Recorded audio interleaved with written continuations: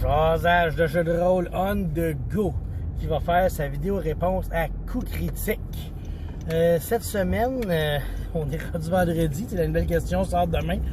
C'était NPC symétrique ou asymétrique. J'étais comme, c'est quoi ça veut dire ça? Là, j'ai lu comme le développement un peu plus, j'ai écouté les réponses, puis bon, ok. Est-ce qu'on fait nos NPC pareil comme si c'était des PC? Je pense que c'est ça un peu là, la question, tu sais. Quand je fais mes NPC, que ce soit dans Vampire ou Donjon, je les fais relativement symétriques, oui. Je vais lui créer une feuille, mais une feuille dans un fichier Excel, tu sais, puis ça va tout être une genre de rangée. Fait que là, je vais avoir son nom, sa classe, sa race, son nom, son clan. Après ça, force, dex, stam, force, dex, stam, manie, intel, charisme, tu sais, tout est en ligne. Puis après ça, à la fin, je vais mettre des notes dessus, ses objets, son équipement, tu sais, des choses de même. Fait que oui, ils sont tous faits comme s'il y avait une feuille, mais c'est pas une feuille en tant que telle.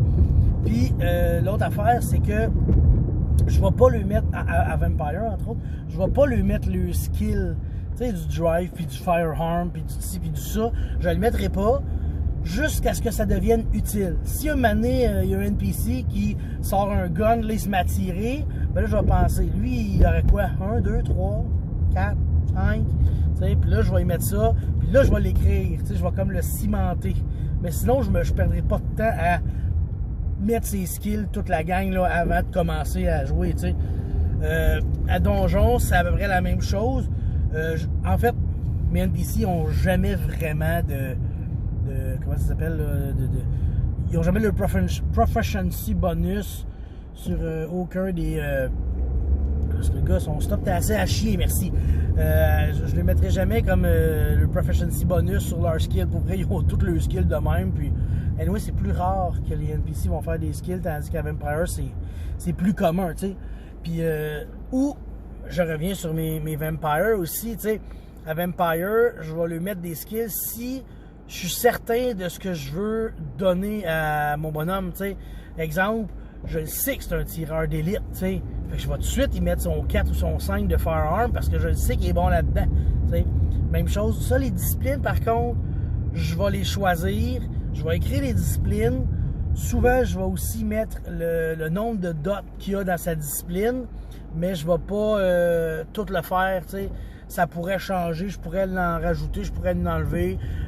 Des fois, je vais juste mettre, OK, il y a ces 3 disciplines-là, puis je mettrai les points en temps et lieu, tu sais. Tout dépendant de son importance, je te dirais. Si le personnage est bien important, il va être plus étoffé, il va être plus prêt, plus symétrique, tu sais, il va être préparé à être joué. Tandis que si c'est un personnage qui n'est pas important, il n'y aura pas grand-chose stock sur sa feuille, tu sais. Fait que ça fait un peu le tour de tout ça, ouais. C'est de même que je gère mes NPC, moi. Je les prépare, puis plus ils sont importants, plus ils sont préparés. Sinon, ben, j'improvise on the spot durant la partie. Fait que, sur ce, je vous laisse là parce que j'arrive à une lumière rouge. Bye!